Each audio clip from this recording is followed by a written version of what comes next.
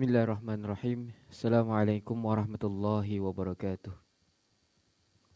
Alhamdulillahirabbil alamin wassalatu wassalamu ala asyrafil anbiya'i wal mursalin sayyidina Muhammad wa ala alihi wa sahbihi ajma'in. Subhanaka la ilma lana illa ma 'allamtana innaka antal alimul hakim.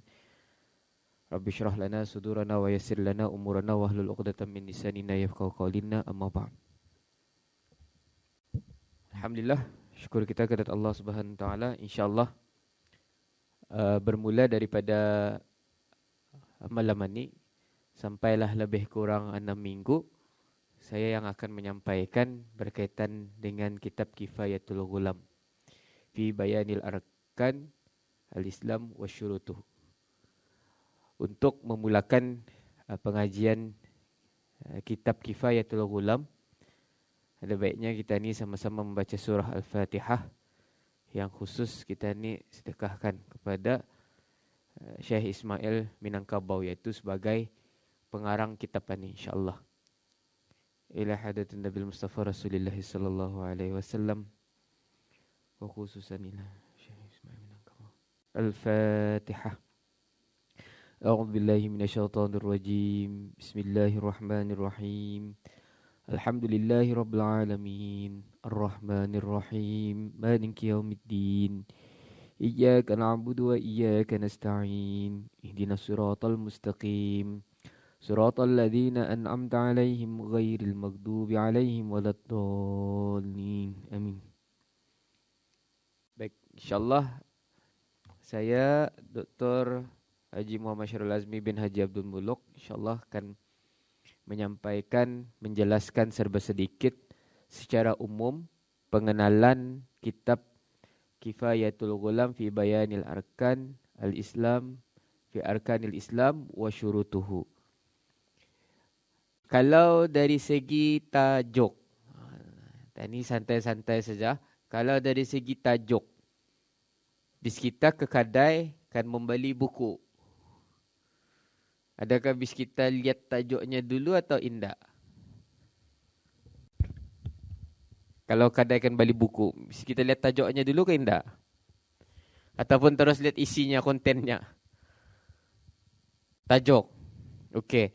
Kalau di kedai tajuknya buku ni untuk kanak-kanak, bis kita balik ke indak? Itu soalan kedua. Ada buku gambar orang solat, tapi buku ni untuk kanak-kanak. Bis kita balik ke indak? Balik kali ya kalau ada anak-anak. Untuk kita ni akan membalik. Lurus. Sebab kita ni rasa ia bukan sesuai untuk kita ni. Sebab kita ni bukan lagi kanak-kanak. Dan bis kita akan belajar buku kanak-kanak ni. Kifayatul Ghulam ni secara umumnya adalah kitab permulaan bagi budak ataupun anak-anak yang akan baru belajar ataupun yang akan menjelaskan tentang rukun Islam dan syarat-syaratnya. Kifayatul Ghulam, memadai bagi ghulam, kanak-kanak laki-laki. Apa ya ni buku ni? Dia ajarkan ni tapi buku kanak-kanak. Berfikir kita ni. Tapi inilah di antara salah satu ciri-ciri ulama-ulama Nusantara, ulama-ulama dulu dalam menunjukkan yang bis dia ni merendah diri. Kita ni sekarang nilai selama 6 minggu ni, kita ni nilai adakah buku ni boleh dikatakan sebagai buku asas yang hanya kanak-kanak saja yang boleh belajar. Ataupun sebaliknya kanak-kanak anda dapat diajarkan buku ini. Itu berbeza dengan sekarang ini. Buku khas untuk orang yang advance. Kalau in Englishnya advance, pro. Itu baru kita dibaca. Ini pro editing, pro semua sekali. Pro parenting skills. Tapi ini tidak. Dan insya-Allah juga untuk malam ini bagi perjumpaan yang pertama Saya akan menjelaskan berkaitan dengan biografi penulis kitab, sinopsis kitab, dan penjelasan pertama berkaitan dengan syahadah. Ini penting. Kita ni ingati sampai bila-bila, sampaikan juarah keluarga kita ni. Untuk kita ni mengkaji satu-satu kitab, penting untuk kita ni tahu siapa penulis kitab itu. Waalaikumsalam.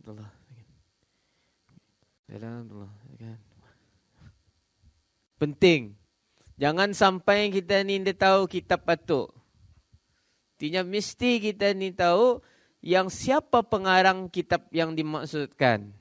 Apatah lagi zaman-zaman akhiran ya, kita ni akan berhadapan dengan betul lah seperti mana yang hadis Nabi itu, mana yang betul, mana yang salah, tak ni dia tahu bezakan.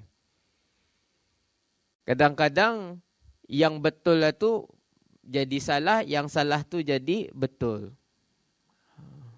Tani kan belajar jadi pertengahan bah. Jadi takut.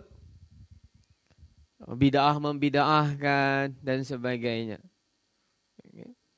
Pernah ada yang bertanya juga, apabila memulakan majlis tadi itu dengan bacaan surah Al-Fatihah itu pun ada yang mengatakan bid'ah. Dia pernah dibuat Nabi katanya. Apabila kita ni memulakan majlis satu dengan bacaan surah Al-Fatihah. Benar tidak? Tapi yang Nabi buat, yang Nabi ingatkan, kita ni memulakan dengan setiap majlis mesti ada zikrullah. Artinya ayat-ayat Al-Quran. Boleh jadi juga tadi orang yang itu tadi perlu tukar. Kalau yang nama Fatihah boleh, tidak ada masalah. Al-Baqarah. Setiap tadi kan mula majlis tu, ilah hadatan Nabi Mustafa Rasul Al-Baqarah. Panjang tu apa boleh buat? Sudah Fatihah anda dapat. Bukan macam itu cara kita ni menyingkapi sesuatu. Kita ni lihat apa fadilah surah Al-Fatihah. Fatihah pembuka. Sedangkan ada di antara pintu-pintu langit yang indah pernah terbuka langsung. Dan hanya terbuka apabila dibacakan surah Al-Fatihah. Tani sayang, indah mau. Okey? Baik. Jadi penting, perlu tahu siapa karang penulis ini. Penulis kitab ini. Dan kandungan kitab bis kita masuk dalam pengajian kitab turas bahagian fiqh. Ya, ini fiqhnya, al-fiqh, bukan usuluddin. Bab solat, bab sembahyang, bab zakat, bab haji, umrah. 5 rukun Islam. Okey? Satu persatu. Berapa kaping buku ni, pagesnya. Nipis ni. Sekali baca saja boleh siap sehari ni. Tapi belum tahu faham tu Siap tu siap. Saya pernah dulu waktu mula-mula belajar kitab tulisan ni, saya kenapa indah dimodernkan Ini soalan pertama yang terlintas dalam pikiran saya. Kenapa indah dibuat baru Kenapa indah dibagi titik? Kan kalau habis kita lihat mana bertitik tu. Nada berhenti cakapnya nada berhenti, memanjang ganya straight. Okay? Kenapa ya tulisannya ni damitan yang dah dibesarkan fontnya ni Bentuk tulisannya masih sama dari dulu sampai sekarang. Tapi apabila diperhatikan benar-benar, barulah saya faham inilah di antara ciri-ciri kitab turas. Memerlukan kita ni untuk fokus benar-benar. Memerlukan kita ni untuk melihat, meneliti. Hatta kadang-kadang pasal tani tunjuk. Jangan cuba-cuba membaca waktu mengantuk ni. Indah habis ni. Ngapa balik-balik ayatnya ni dibaca lagi? Kenapa ya? Nak mau turunan ni. Yang senyum-senyum itu bermakna pernah atau sudah tu. Membaca dah habis-habis. Dan pasal dibaca balik-balik. Kadang perkataan-perkataannya tu membawa makna, macamnya kita bukan membawa makna, tapi ia mempunyai sifat dalam jawian ni homograf. Macam kembang-kembong itu kan. Satu perkataan hurufnya sama, kap mim banga, tapi maknanya, bacaannya berbeza-beza. Sebab itu mufti kita ni ia lebih terpakai menggunakan ejaan lama ni. Bagus katanya. Sebab berfikir kita ni. Okey? Baik. Syekh Ismail Minangkabau ni, ni nah orangnya. Kenal? Atau ada yang pernah berjumpa? Kalau ada yang pernah berjumpa, bermakna umur bis kita tu bukan biasa-biasa tu. Okay? Minangkabau ini artinya dia dari Minang. Bis kita pilihlah apa kampung bis kita, pakai saja. Dr. Danan Al-Brunawi. Ustaz Abu Salam untuk mufti Al-Qadayani. Bahaya je tu Al-Qadayani tu. Kalau Qadayani, kan agam tu sekarang. Habis kita pilihlah Al-Al tu. Makna-makna nama-nama tu. Lahir pada tahun 1712 di Teluk Belanga, Siambur, Kabupaten Tanah Datar, Sumatera Barat dan meninggal pada tahun 1844. Dia juga lama benar lah umurnya tu. Alhamdulillah Allah izinkan 132 tahun. Seorang ulama penyebar tarikat Naqsyabandiyah Khalidiyah. Bukan Naqsyabandiyah saja, Naqsyabandiyah Khalidiyah. Banyak jenis-jenisnya ni, banyak tarikatnya ni Naqsyabandiyah ni. Dan saya tidak mau komen apa-apa berkaitan dengan Naqsyabandiyah yang indah diluluskan dan sebagainya tu, sebab bukan bidang saya untuk argue benda tu. Tapi akan dijelaskan nanti di sini bagaimana kita ni melihat satu-satu tarikat itu sama ada ia diterima ataupun sebaliknya. Okey. Beliau dianggap sebagai pelopor ajaran tarikat Naqsyabandiyah Khalidiyah di Minangkabau dan beliau juga terkenal sebagai ulama ahli fiqh, ahli kalam, yakni teologi dan tasawuf. Kalau bis kita melihat orang-orang tasawuf ni, ulama-ulama tasawuf ni, ya memang selalunya ada tarikatnya yang tersendiri. Yang berusaha untuk mendekatkan diri kepada Allah Subhanahu wa taala. Bagaimana kita ni melihat kehebatan seseorang penulis itu? Satu caranya adalah apabila ada yang mengkaji, ada yang mengulas tentang penulis. Kajian Wan Muhammad Saghir Abdullah. Ini di antara tokoh yang menghimpunkan ulama-ulama Nusantara. Ada kait mengait juga dengan Syekh Daud Abdullah Al-Fatani. Wan Saghiran ya. Beliau telah menulis lebih kurang 200 tokoh ulama Nusantara, 192 buah buku, beratus artikel dan termasuk penulisan tamu utusan 2002 hingga 2006 setiap minggu dan membentang kertas kerja di peringkat ASEAN ke dia. Ia pernah membuat berkaitan dengan Syekh Ismail Minangkabau ni. Kedatangan Syekh Ismail Minangkabau dari Mekah ke Kerajaan Riau Lingga dan semenanjung Tanah Melayu pernah diungkapkan dengan panjang lebar oleh Raja Ali Haji. Ini pun di antara tokoh-tokoh ulama kitab turas. Raja Ali Haji. Dalam karyanya Tuhfatun Nafs. Ini yang cerita-cerita yang kita pernah mendengar di gulungnya buku-buku kitab-kitab lama tu. Diumbankannya ke laut, ke sungai, kalau baik datang berbalik. Boleh cubalah. Boleh cuba.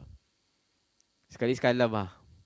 Habis kita buat penulisan, ya Allah, andai baik penulisan ini, balikkan semula kemari.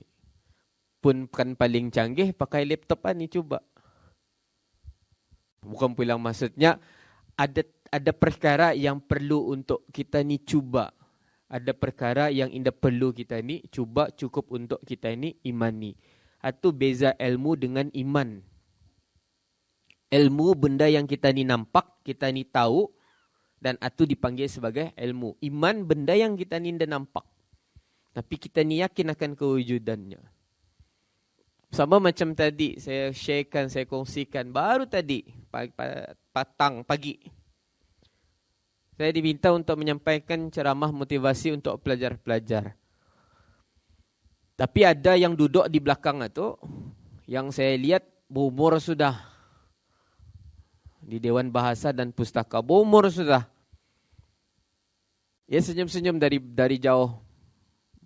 Menunggu waktu ceramah ni. 3 orang yang memberi ceramah.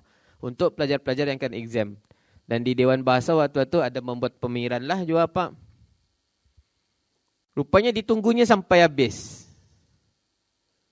Sampai habis meron-ron apa. Ustaznya boleh berjumpanya. Adakan saya tanyakan. Tu bang boleh. Tapi ni secara peribadi ni nya. Saya ada kali yang aku salah sampaikan ke apakah. Penceramahan ni ada lain ni yang ditakutkannya. Adalah satu salah sampaikan bah. Ada salah sampaikan ni. Saya ni nya kediakuan ni bukan Islam. Lagi mengabak. Apa yang aku sampaikan ni sampai orang di-recall balik. Apa aku sebut tadi pasal orang bukan Islaman ya. Kediaku bukan Islamnya. Tapi aku suka mendengar ceramah. Cakapnya, kadang-kadang pukul 4 pagi itunya mendengar ya sudah ceramah Datuk Kazim Ilyas. Saya berfikir dalam hati, orang Islam sendiri payah mendengar ceramah. Ini orang bukan Islam bah. Sanggup menunggu ceramah pukul 4 pagi itu subuh-subuh itu. Ceramah kita pun ku dengarnya di radio. Saya terima kasih. Pertanyaannya Pak, ya, bolehkah kediaku berdoa dengan menggunakan nama Allah?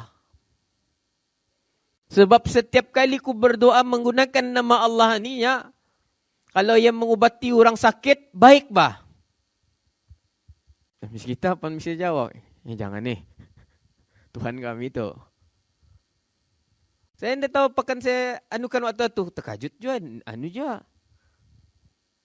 Sampai ininya saya belum Islamnya. Kali alhamdulillah waktu itulah Allah izinkan juga kadang-kadang kita ni dibagi ilham secara spontan. Ya saya itu di antara bukti yang Allah itu adalah Tuhan sekalian alam. Siapapun berdoa Allah akan kabulkan. Siapapun berdoa Allah akan kabulkan selagi mana doa itu ditujukan kepada Allah Subhanahu wa taala. Apatah lagi doa yang ikhlas. Dan jadi pengajaran arah kita ni yang beragama Islam ni yakin bahawa doa kita ni tidak pernah ditolak oleh Allah. Doa kita ni tidak pernah ditolak oleh Allah. Cuma belum dikabulkan. Indah jadi kesalahan ke tu Ustaz? Indah jadi kesalahan. Ya saya atu waktu bis kita belum Islam sudah Allah kabulkan. Apatah lagi apabila bis kita sudah beragama Islam. Apa katanya? Ada sudah niat atunya. Tapi belum jual laginya. Pebinian masih belum maunya. Terbalik pulang ni. Biasa kadang-kadang ada yang lakinya tidak mau. Pebinian belum maunya. Dan inilah yang menjadi pemikiran saya. Bahawa kadang-kadang sesuatu itu bukan dapat kita lihat dari segi logik. Dia dapat lihat dari segi logik. Kalau semua benda, semua perkara akan kita lihat dari segi logik, apa bezanya kita ni dengan Mu'tazilah? Tidak ada semua boleh dilihat dengan logik. Untuk menyangkal jawapan pertanyaan-pertanyaan.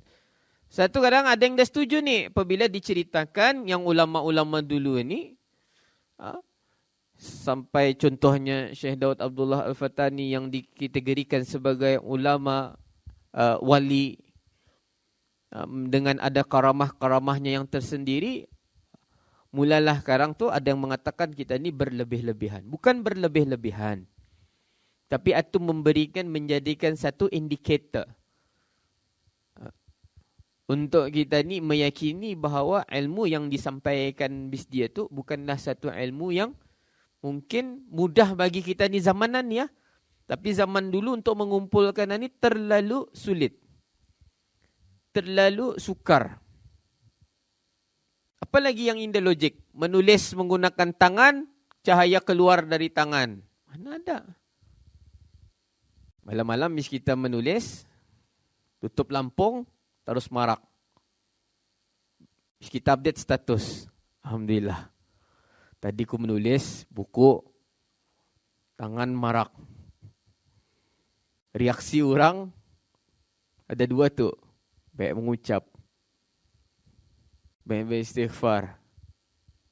Tapi ini yang berlaku pada ulama-ulama dulu. Syekh Daud Abdullah Al-Fatani pun macam itu kan.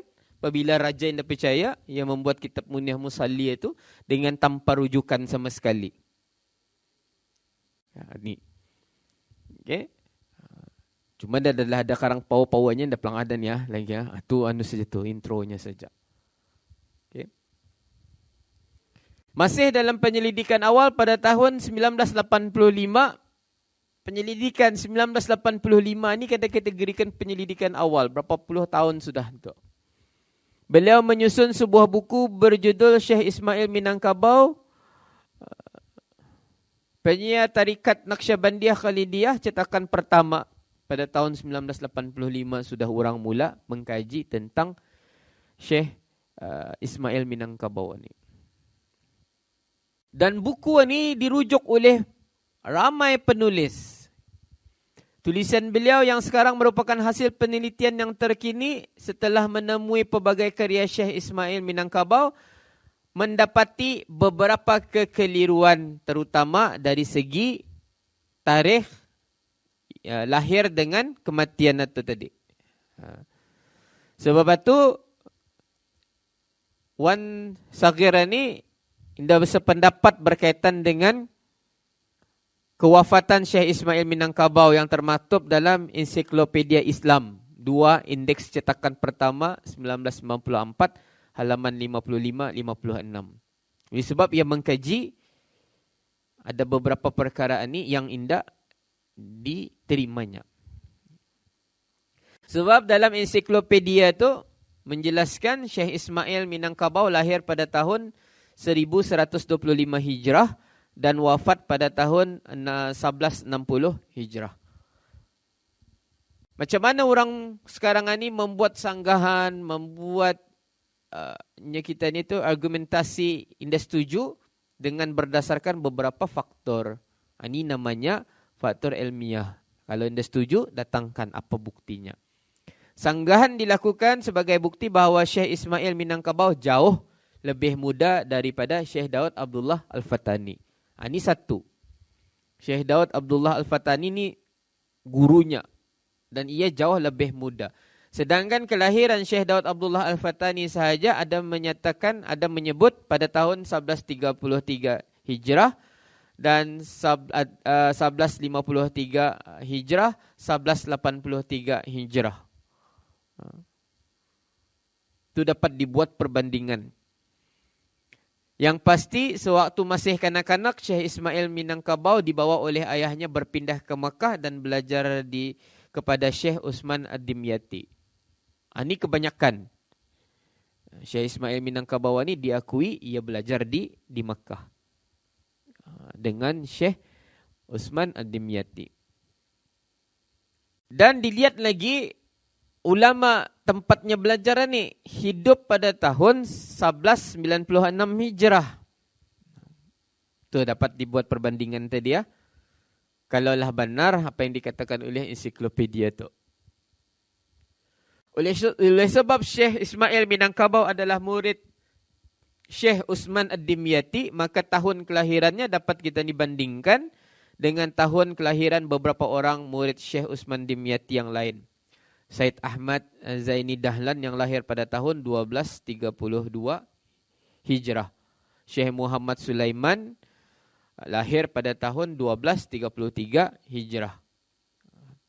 Ini murid-murid yang seangkatan, bermakna itu di antara pembayang umurnya. Jadi jelas tahun 1125 Hijrah itu ditolak. Kelahiran Syekh Ismail Minangkabau pada tahun 1125 itu ditolak. Tu, cuba bisa kita lihat. Nda penting di mana tu tarikh kelahiran pun karena cek atu bah. Tani nak orang pertikaikan bila tani birthday. Kalau sudah ada buku bis kita kena buat, alhamdulillah sudah tu. Bila lahirnya, di mana ia lahir. Okay. Ini di antara fakta-fakta yang menarik. Daripada semua karya Syekh Ismail Minangkabau yang ditemui, ternyata yang tercatat tahun selesai penulisan hanya sebuah sahaja. Ini di antara karya-karyanya, yaitu Ar-Rahmatul Habitah fi Zikri Ismi Zati wa Rabbitah, yang diselesaikan pada tahun 1269. Ini satu lagi ciri-ciri kitab turas lama, kadang-kadang ada nada nama, kadang-kadang ada yang ada tahun bila mula dibuatnya, tapi selalunya tahun kesudahannya ada dibuat. Bulan Ramadan, waktu asar, ada dibuat. Dulu-dulu memang macam itu lah, orang suka menulis. Alhamdulillah selesai pada waktu asar. Sekarang ini macam itu juga, tapi tidak bertulis, bergambar. Bergambar, digambar, selesai pukul sekian-sekian.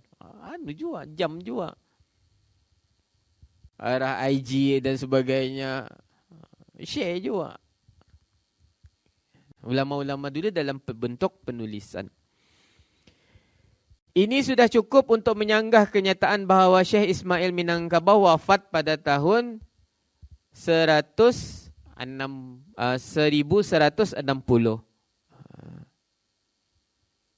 Kalau ia wafat pada tahun 1160, 1269 itu siapa pembuat? Bahkan beliau masih hidup hingga pada tahun 1269 tadi. Menurut tulisan Syekh Muhammad Mirdad Abdul Khair dalam Nasrun Naur wa Zahara, bahawa Syekh Ismail Minangkabau wafat melangkaui tahun 1280 Hijrah. Limpas tahun 1280. Kedengaran azan, ada orang azan kali. Habis sudah. Kena azan. Sembahyang dulu. Ataupun teruskan. Sembahyang dulu. Tidak payah. Kita tu tidak payah sembahyang. Sekarang sembahyang. Fikir tidak payah sembahyang lagi. Okey? Baik. Tadi teruskan. InsyaAllah. Bercakap mengenai dengan tarikat Naqsyabandiyah Khalidiyah. Saya ulangnya, Naqsyabandiyah Khalidiyah. Okey? Satu kajian telah dilaksanakan. Sebab kenapa kita ni buat kajian berkaitan dengan tarikat Naqsyabandiyah Khalidiyah ni? Sebab Ismail Minangkabau, Syekh Ismail Minangkabau memang ia yang pelopor tarikat ni. Jadi kita ni cek. Bukan kita ni lah berdasarkan daripada kajian-kajian yang telah dibuat. Yaitu Muhammad Haidar Kamal Zaman pensyarah, ini doktornya, Dr. Muhammad Haidar, Jabatan Usuluddin dan Falsafah, Fakulti Pengajian Islam, Universiti Kebangsaan Malaysia. Karena cek sudah ni. Pertama, dijelaskan dulu makna tarikat. Salah satu amalan kerohanian yang melibatkan berbagai elemen dalam membentuk pribadi sahsiah mukmin dan mempunyai matlamat untuk mendekatkan diri terhadap Allah Subhanahu wa taala. Ini maksud tarikat. Tani kan mau mendekatkan diri kepada Allah. Oleh kerana itulah tarikat mempunyai kaedah-kaedah dan amalan-amalan yang tertentu dalam mengamalkan disiplin kerohanian. Apabila berusaha untuk mencari sesuatu kebenaran ini, inilah jua di antara kadang-kadang yang menyebabkan kita ni diuji. Hati-hati. Tidak salah kita ni kan mendekati ilmu tasawuf. Yang salahnya kalau kita ni sendiri tidak mempunyai asas yang kukuh. Asas ilmu yang kukuh tu penting. Asas tu dulu kuatkan. Naik pelan-pelan. Nya guru saya kalau akan naik pinang aninya naik dari bawah, jangan melompat terus ke atas. Gugur karangnya melabuk. Kita ini kan mengenal Allah. Belajar satu. Yang bahaya anda belajar. Jadi penyanggah nganya memanjang. Tukang bantah nganya. sasat ni. Datang diri pun paning. Semua sasat. Mana yang lurusnya? Pandangannya lah. Ni selalu.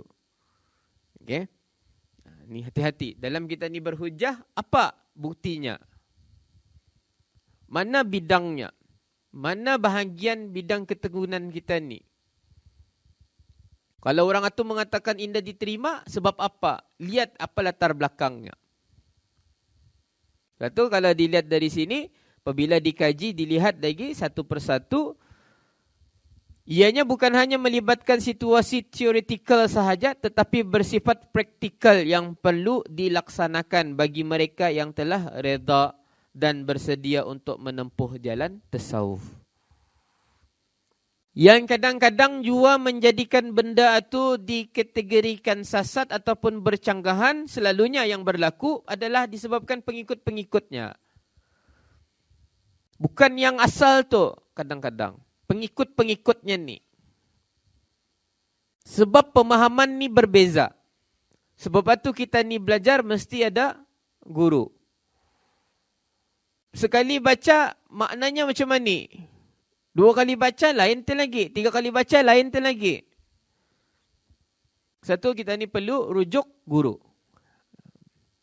Tarikat Naqsyabandiyah ni juga dilihat dalam kajian ni. Tarikat ini mestilah sesuatu yang menepati landasan syariat yang telah digariskan. Ini metodologi kajian yang dilaksanakan oleh Allah, iaitu syariat Islam. Kerana tarikat yang tidak berlandaskan syariat, bermaksud tarikat tersebut merupakan tarikat yang sesat.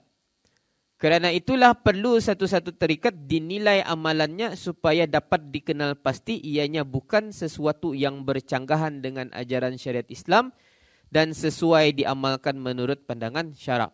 Ini pertimbangan ataupun metodologi ataupun instrumen yang digunakan dalam penyelidikan yang dilaksanakan. Dapatannya apa?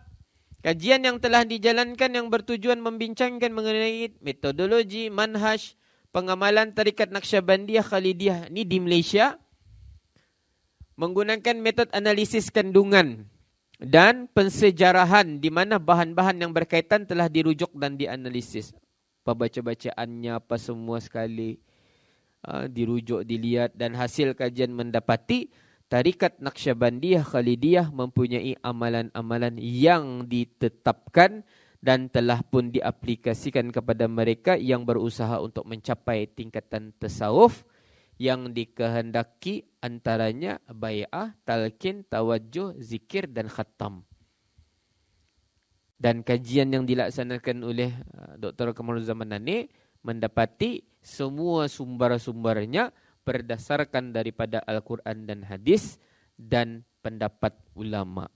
Sebab itu Naqsyabandiyah Khalidiyah diterima. Dia tahu karangan ni ada masih kenda. Yang diharamkan, yang direkodkan JAKIM, yang indah lagi yang difatwa, yang diharamkan di Malaysia, tarikat Naqsyabandiyah Khidrun Yahya. Ini yang indah lagi diterima. Okay. Pengasasnya Profesor Dr. Haji Sidi Syekh Khidrun Yahya. Ini pun payah menjawab ni kadang-kadang. Prof je sudah tunya. Prof Doktor, bukan calang-calang bah. Jangan kita lupa, makin tinggi orang itu, syaitannya makin kuat ni. Kadang berdoa kita ni, mudahan ku jadi orang biasa-biasa saja. Syaitannya biasa juga. Saya selalu tanamkan dalam diri saya, kalau ada perasaan kita ni betul, orang lain salah, istighfar. Sebab Imam Syafi'i sendiri berdebat apabila ada percanggahan, apa yang diharapkan oleh Imam Syafi'i dalam perdebatan tersebut, ia salah. Bukan ia menang. Dan berbeza pada zaman mutakhirin ini. Kita ni berdebat supaya kita ni menang. Orang lain tu kalah, orang lain tu salah. Imam Syafi'i tidak. Ia berdebat yang mengharap adalah sesuatu yang benar itu dapat ditegakkan dan ia tu salah. Kenapa salah? Didakwanya, ada pendakwaan di sini, didakwa diwahyukan Allah kepada Nabi Muhammad sebelum baginda menjadi Nabi. Melaluinya Allah menurunkan Nur Muhammad. Ini jadi isu yang dah mau habis ni. Nur Muhammad ini pun jadi isu yang dah mau habis. Hanya pada menjelaskan apa makna Nur Muhammad itu sendiri. Okay? Satu, kita ini harus berwaspada. Ini telah difatwakan sesat pada 16 November 1981 dan menyeleweng daripada ajaran Islam. Ini yang sedikit, yang banyak nampak sesatnya pun ada orang percaya. Apa agama baru ni ada tu yang di YouTube ni? Hadi apa tu? Hadi bin Allah. Pun boleh orang percaya. Macam mana boleh orang percaya tu? Tu hati-hati. Kadang benda yang membawa kepada kerosakan kita ni dalam berakidah adalah taksub. Terlalu taksub. Jangan kita ni terlalu taksub itu. Ilmu Allah ni luas, insya-Allah. Dan ni doa mudah-mudahan Allah sentiasa jaga hati kita ni. Sebab macam yang pernah saya ada perkataan ihdinas siratal mustaqim. Tunjukkan aku jalan yang lurus. Pernah dijadikan sebagai hujah orang Kristian bahawa Nabi Muhammad pun sendiri ragu-ragu. Kalau kena tanya habis kita, Nabi kan dalam surah Fatihah setiap hari kita ni baca ihdinas siratal mustaqim, tunjukkan aku jalan yang lurus. Kata orang Kristian ni hampir memurtadkan orang Islam ni tadi, katanya macam mana kau akan mengikutkan Muhammad? Sedangkan Muhammad sendiri setiap kali solat minta Allah tunjukkan jalan yang lurus. Sedangkan dalam Bible, Nabi Isa memang beritahu ia berada pada jalan yang lurus. Bermakna kau salah pilih Nabi ni. Pada makna memaknakan ihdinas siratal mustaqim itu. Dia bukan suka-suka hati kita ni bagi makna. Sedangkan dalam ayat Al-Quran yang lain, Nabi Muhammad adalah di antara Nabi yang berada pada jalan yang benar. Tu hati-hati.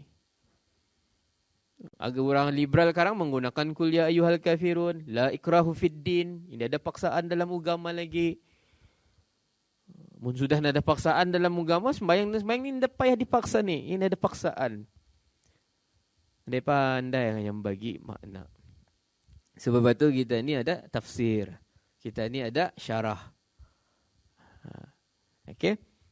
Seterusnya, kajian berkaitan dengan pendidikan beliau, Syekh Ismail Minangkabau. Syekh Muhammad Mirdad Abdul Khair meriwayatkan bahawa waktunya damit lagi, ia ikut ayahnya, ini Syekh Ismail Minangkabau ke Mekah.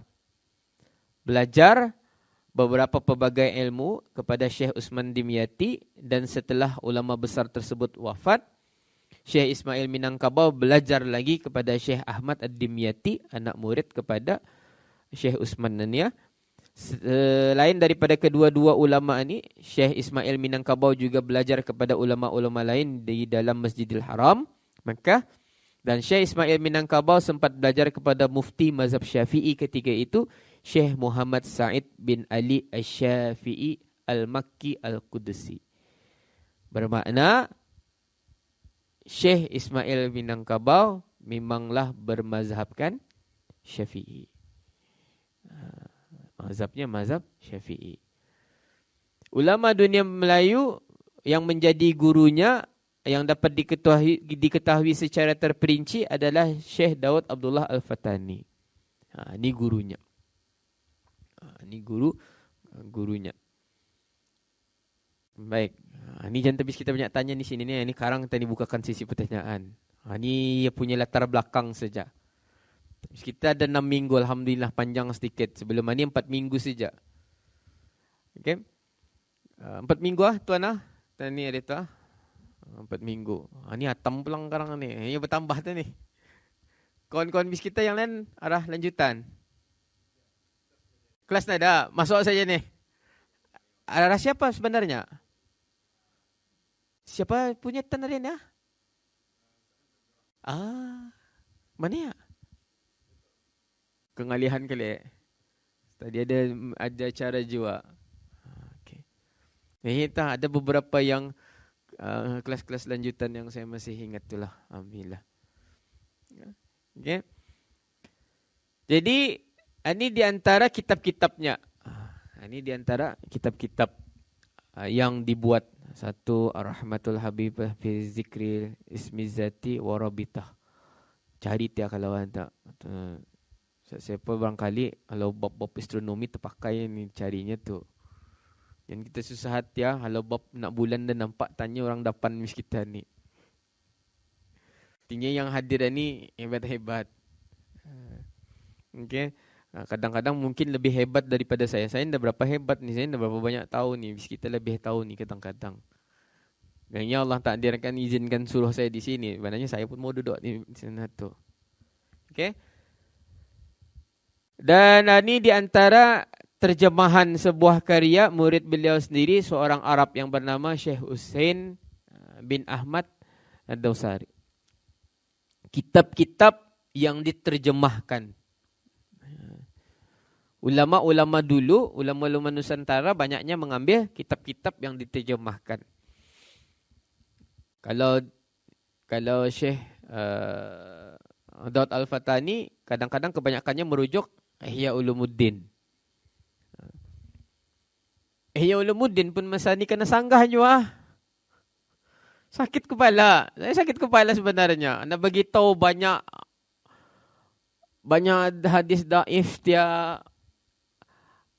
Ini saya terus terang arah habis kita. Untuk kan jadikan Syekh Albani sebagai rujukan untuk melihat kepada hadis-hadis sahih, tidak ada masalah. Tapi kalau hadis itu didaifkan oleh Syekh Albani, itu ada masalah sedikit. Sebab beliau bukan pakar hadis yang sebenar-benarnya. Kalau kita ni bercakap, sekarang ada tahu orang lagi melawankan, to backup. Islam ni kritikal sudah dari satu sudut. Bukan kritikal kita ni kan melawan musuh. Kita ni sendiri. Sama-sama kita ni sendiri. Sama-sama agama. Tapi Alhamdulillah. Ini diantara yang kadang-kadang tanpa kita ni sedari menimbulkan kebaikan di Brunei. Dulu kita ni heran kan kenapa Brunei ni dah bebas ni. Penceramah pun kena tapis. Kesian penapisan. Jadi mangsa. Tapi akhir-akhirnya apabila saya sendiri pernah ke Indonesia, saya berjumpa waktu saya kursus 3 minggu di Lembaga Kaligrafi Al-Quran Indonesia. Waktu mula-mula reformasi Indonesia itu mengharapkan keterbukaan semua. Semua masuk. Tapi rupa-rupanya indah sama seperti yang dibayangkan tu. Muhammadiyah masuk apa banyaklah yang akhirnya menggugat. Kita ni bermazhabkan Syafi'i pun kena jadikan isu juga. Apanya Syafi'i saja, bukan Syafi'i ganya yang lurus, mazhab lain pun lurus juga. Dah pernah kita ni yang bermazhab Syafi'i ni mengatakan mazhab lain salah kan? Mana pernah? Mana pernah? Cuma kita ni kan melihat untuk kanak-kanak. Kesian kanak-kanak peringkat sekolah agama kan diajarkan 4 mazhab. Orang basar belajar 4 mazhab pun dah selesai. Saya mengajar bab solat di masjid-masjid bawah. Kadang-kadang awal saya nasihati. Apabila saya ajarkan kaifiat solat menurut mazhab Syafi'i untuk diri kita ni. Bukan untuk diri orang lain untuk diri kita ni. Hati-hatinya saya. Jangan karang selepas ini mencari kesalahan sembahyang orang pulangnya. Salah tu ya belajar.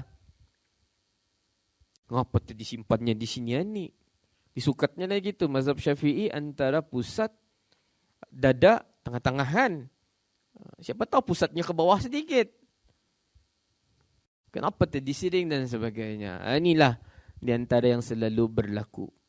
Pertanyaan tu bukan sebab kita ni tidak tahu kadang-kadang, tapi disebabkan kita ni tahu kan mau membetulkan apa prinsip yang kita ni ada.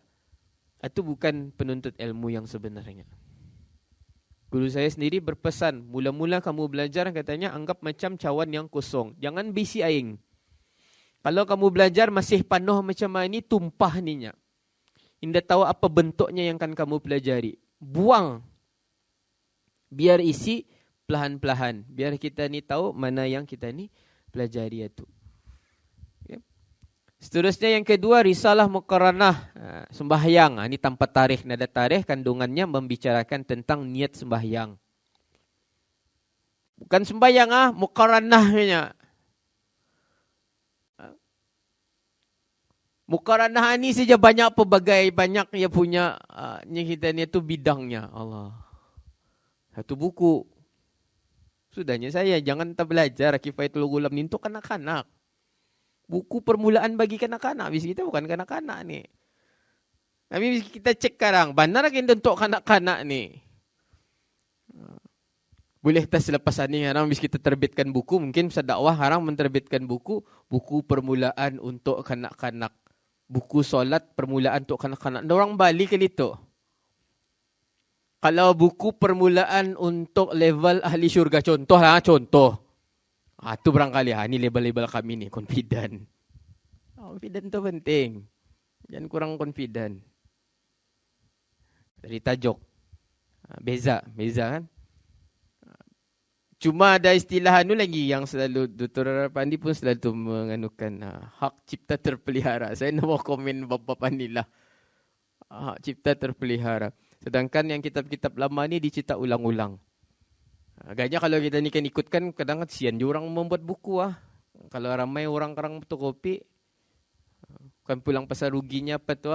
Saya melihat fotokopi itu keburukannya satu saja. Boleh jadi yang di fotokopi itu ada hilang ya punya apa. Okay. Yang ketiga, Kifayatul Ghulam. Ni kitab fiqh. Ni ni yang keempat, itu sekarang dijelaskan kemudian. Al-Muqaddimatul Kubra. Ini salah satu kitabnya juga yang dikarang oleh Syekh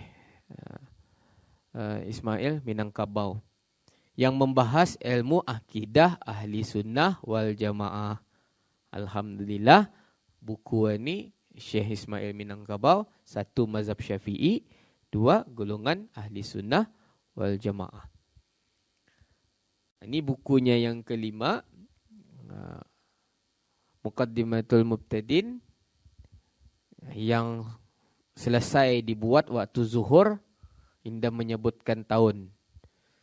Kandungannya membahas ilmu akidah. Artinya menjawab tadi, beliau ilmu fiqh, ilmu tasawuf, dan juga ilmu akidah. Ini kelebihannya. Seterusnya yang keenam, ini diantara kandungannya juga, ini adalah berkaitan dengan tasawuf ni. Tasawuf yang merupakan kitab terjemahan juga. Okay. Yang membicarakan tentang tarikat Syaziliyah. Alhamdulillah, satu pengenalan sudah. Dan masuk pada sinopsis. Pengenalan saja sejam. Hanya saya siok kalau mengajar ni, saya masih ingat saya belajar dulu, guru saya itu slide-nya 3 slide mah. Jamnya 3 jam. Alhamdulillahnya kami. Awal habis sekarang ni, slide-nya 3 buting, kuliah 3 jam. Baru sejam 1 slide tu tahan-tahan. Limpas sejam slide kedua. Bermakna 1 slide 3 jam. Allah. Kita dilihat je tu kadang-kadang. Ini dah nampak. Ada saya ni ada 28 slide. Kalau sejam seslide 28 jam. 3 minggu pun dah habis. Okay. Baik. Kitab Kifayatul Ghulam merupakan sebuah karya yang disusun dalam bahasa Melayu dalam tulisan Jawi yang menghuraikan secara ringkas dan padat mengenai rukun Islam yang 5 dan syarat-syaratnya. Syarat-syaratnya. Sebagaimana judulnya, kitab ini disusun oleh pengarangnya sebagai rujukan dan teks pengajian bagi kanak-kanak ataupun pelajar peringkat permulaan. Ini yang dinyatakan oleh Syekh Ismail Minangkabau. Tebalnya hanya mengandungi 44 halaman yang disertakan juga 2 buah kitab, yaitu Kitabul Buyu' dengan pengarang anonim, artinya nada nama, ada halaman saja, dan kitab Al-Faraid karangan Syekh Abdul Rauf Singkil halaman 14 dalam 14 halaman. Ini ciri-ciri kedua lagi, ciri-ciri ketiga kitab turas lagi. Dalam satu kitab ada lebih kurang kadang-kadang 2 atau 3 penulis. 2 atau 3 penulis. Pelajar saya beritahu, Ustaznya, kami cek dari awal-awal itu pasal fake. Tiba-tibanya kenapa ya ada pasal jual beli lagi lihat-lihat tuahnya. Kenapa ya masuk ke sana tu? Tanya saya, sudah dibagi assignment baca sinopsis kitab ini, baca pengarangnya. Aunya kamu, itu peluang memarah itu. Aunya kamu bermakna dia membaca tu, dibacanya saja bah dari awal ke awal. Penyen dia tahu yang di belakang ini ada kitab lain lagi yang dimasukkan ke dalam itu. Keduanya, dua-dua kitab itu adalah ditulis dengan bahasa Melayu dengan aksara Arab. Tapi ada juga beberapa perkataan ataupun ayat-ayat Al-Quran yang menggunakan bahasa Arab. Baik. Kitab Kifayatul Ghulam mempunyai kandungan ataupun isi pengajaran ilmu fiqh. Rukun Islam yang 5 menurut mazhab Syafi'i. Mulai daripada jenis-jenis najis. Tata cara bersuci. Melaksanakan solat dengan segala syarat, rukun, wajib, sunat, makruh dan haram. 4. Menunaikan zakat. 5. Membahas berkaitan puasa. 6. Haji. 7. Umrah. 8. Membahas nikah. Semua ini dikaji dengan ringkas dan padat. Kalau kita ni lihat kitab fiqh Syafi'i, Imam Syafi'i awal-awal menjelaskan tentang niat. Syekh Ismail Minangkabau menjelaskan tentang najis. Indah suci daripada najis, indah suci daripada hadas, macam mana solat kita ni kan diterima? Itu penekanannya. Macam mana solat kita ni itu akan diterima. Dalam menerangkan beberapa kajian peribadatan dalam kitab ini, Syekh Ismail Minangkabau kerap menyebut beberapa referensi yang menjadi acuan kitabnya. Salah satu di antaranya kitab Al-Hawi karangan Ar-Razi, kitab Ihya Ulumuddin karangan Al-Ghazali dan lain-lain lagi. Ada 2 kitab yang utama ini dijadikan sebagai referensi, rujukan. Yang menarik di bahagian akhir kitab ini terdapat doa dan zikir yang sekarang ini dikenali dengan bacaan tahlil. Tapi dalam ini dipanggilnya khatam. Jangan lagi sekarang ada yang begitu tahlil itu pun bid'ah. Ngalih menjawab. Sampai ada kawan yang berlurus banyak. Mungkin membetahlil pun dah lagi dapatnya. Apa yang dapat dibuat arah mayat atunya jenazah tu ada yang menyeluruhkan tu kirimkan lagu sejanya. Walhal yang dari tahlil tu ada hadisnya. Indah disusun tahlil tu ia punya ikutan turutan tapi ada hadisnya yang digunakan tu kenapa perlu bacaan ni. Cuma Nabi indah menyusun. Ulama-ulama dulu ni menyusun. Di sini habis kita sekarang melihat. Tahlil itu di belakang ada tu. Okey. Syekh Ismail Minangkabau menulis dalam fasal pada menyatakan khatam Al-Quran dan menyatakan tertib-tertibnya. Ini dalam ini ada berkaitan dengan tahlil. Baik. Tadi masuk pada yang pertama. Kitab Kifayatul Ghulam ini dimulai dengan pendahuluan muqaddimah oleh pengarangnya. Aku mulai ini memang jadi trademark sudah ni. Bukan ku mulai itu Aku mulai dengan nama Allah yang amat murah lagi amat mengasihani. Dah berapa nampak di sana tu. Satu makai terupong juga. Alhamdulillahi haqqa hamdi wa salati wassalamu ala Sayyidina Muhammad wa ala alihi wa sahbihi ajma'in. Bermula segala puji bagi Allah Ta'ala yang sebenar-benar puji. Dan bermula rahmat Allah dan salamnya atas penghulu kita Nabi Muhammad SAW, atas keluarganya dan semua sahabatnya sekalian mereka itu. Ketahuilah, dijelaskannya di sini. I'lam annal mukallafina, ketahuilah setiap yang mukallaf itu ma'murun, disuruh untuk mengenal Allah dan mengerjakan solat dan memberi zakat dan mengerjakan puasa dan mengerjakan haji. Kita ni disuruh untuk mengenal Allah. Itu mukadimahnya yang pertama. Kita ni perhatikan lagi di sini. Ini menggunakan hadis Nabi Bunyal Islam alal khamsah. Syahadatu an la ilaha illallah wa anna Muhammadan abduhu wa rasuluh. Wa iqamis salah wa ita'iz zakah wa shaum ramadan wa hajjul baiti man istata'u ilaihi sabila. Ini pun kalau kena sabut rukun Islam, ada yang ikut urutan yang dihafal yang kan nyebah. Dan yang saya paning orang menyoal lah, sila nyatakan rukun Islam kelima. Contohnya, sila nyatakan rukun Islam yang kedua. Apabila murid menyebut yang lain, ia ada hadis Jibril lah.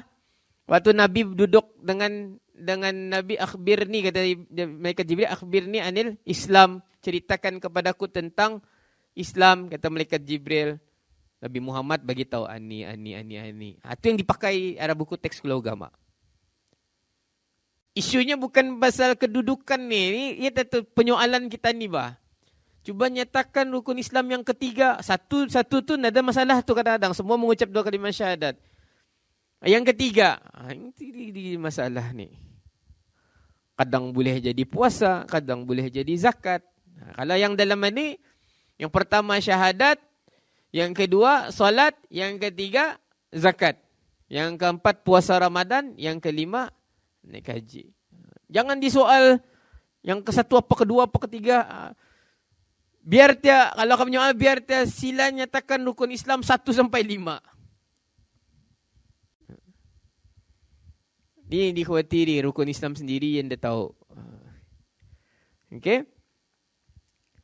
Yakni didirikan Islam itu atas 5 rukun. Pertama mengucap 2 kalimah syahadat. Dijelaskan sampai akhir di sana terjemahannya. Yakni dirikan Islam itu atas 5 rukun. Pertama mengucap 2 kalimah syahadat. Dan yang kedua bereket, artinya penghuraian yang kedua, mendirikan sembahyang 5 waktu dalam sehari semalam. Dan yang ketiga memberi zakat jikalau sampai hartanya itu nisab. Ini bahasa lama. Bukannya harta lagi kena pakai. Okey.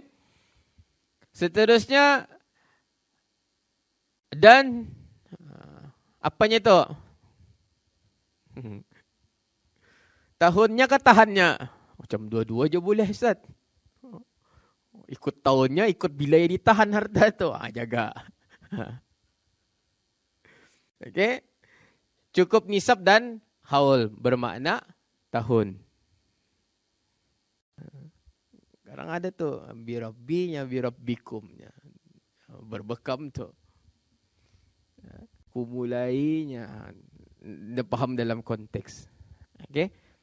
Keempat, puasa pada bulan Ramadan 30 hari di dalam setahun. Dibagi tahunya lagi 30 hari dalam setahun. Kelima, mengerjakan haji ke Baitullah bagi orang yang kuasa berjalan kepadanya dan lagi ni kalau ada full stop baca sampai ke ujung. Bila kan habis ni kuntal-kuntal soalnya. Artinya kita pun pasal mengerjakan haji ke Baitullah bagi orang yang kuasa berjalan kepadanya. Nanti sampai sana. Dan lagi akan datang kenyataan satu-satu bab. Kenapa ya lainannya? Memang lain. Cerita baru. Bukan bab haji tu. Okey? Itu kan dijelaskannya di sana. Bab haji tu full stop. Orang dah tahu, disambungnya batu. Artinya ia berjalan kepadanya, ia dah kuasa. Dan lepas itu datang arahnya kenyataan semata-mata bab yang masing-masing insya-Allah. Rupanya ada perkataan insya-Allah ya boleh haji semata-mata antam. Cerita lain tu. Kan tu keistimewaannya kitab lama ni. Dah dapat kita ni rujuhat arus bah. Kan laju berdasur ni. Pelahan-pelahan, seputing-seputing.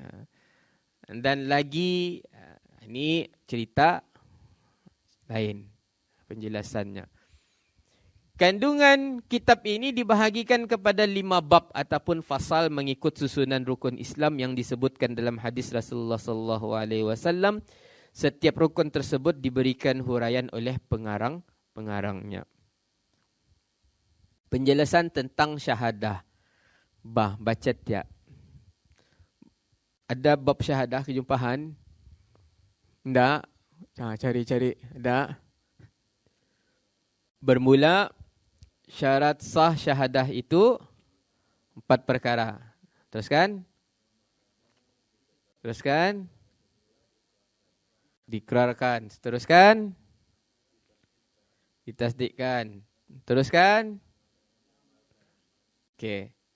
Pertanyaan saya, buku ini untuk kanak-kanakan. Sepanjang umur bis kita, pernah kita bis kita belajar syarat sah syahadat? Tadi selalu belajar, asyhadu an la ilaha illallah. Saya baru membaca buku ini, la ilaha illallah, berapa tahun umurku, baru ku tahu syahadat ini ada syarat-syaratnya. Walhal sesuatu yang penting. Tadi anggap ringan saja syahadat ini. Asyhadu an la ilaha illallah, asyhadu anna Muhammadar Rasulullah. Khalas. Itu masalah. Tapi dibaginya syarat di sini. Ni buku untuk kanak-kanak ni menekankan kifayatul ghulam bagi orang yang akan mula-mula belajar ni ditekankan syarat sah syahadat itu mesti ada 4 perkara. Kita ni tahu syahadat itu. Bukan hanya tahu tapi perlu diikrarkan. Kita ni lafazkan, ikrarkan, sebutkan. Bukan disebut hanya bukan hanya tahu, bukan hanya sebut, tapi ditasdikkan dalam hati kita ni. Jangan lidahnya menyebut lain, hatinya berpikiran lain. Bayangan yang lain. Dan yang keempat, amalkan. 4 ini. Amalkan yang keempat. Aku naik saksi bahawa tiada Tuhan melainkan Allah. Waktu biasa ni okey. Cuba pistol di kepala ni. Contoh. Adakah boleh lagi kita ni mengatakan Allah tu ahad? Kan? Saya selalu cakap arah student-student saya. Kamu marah mengenai dengan Israel menyerang Palestin dan sebagainya. Kamu marah. Kita ni marah. Semua orang marah. Tapi andai kata satu hari nanti diizinkan untuk kamu dihantar ke Palestin, berapa ramai yang bersedia untuk berjuang? Keimanan kita ni kan. COVID-19 ni mengajarkan kita ni arti iman yang sebenar. Benda simple pun jadi kemarahan kita ni.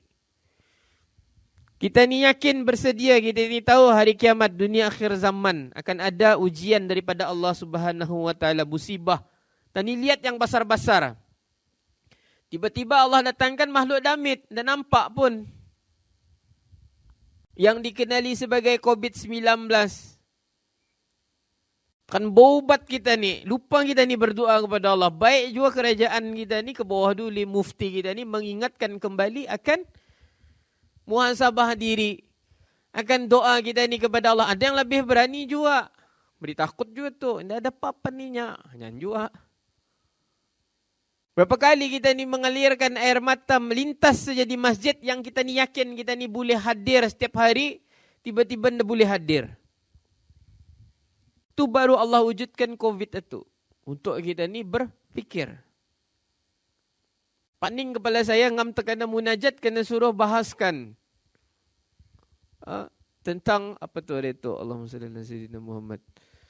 Satu SOP ketuhanan tu satu tu Ini apa tu SOP keagamaan.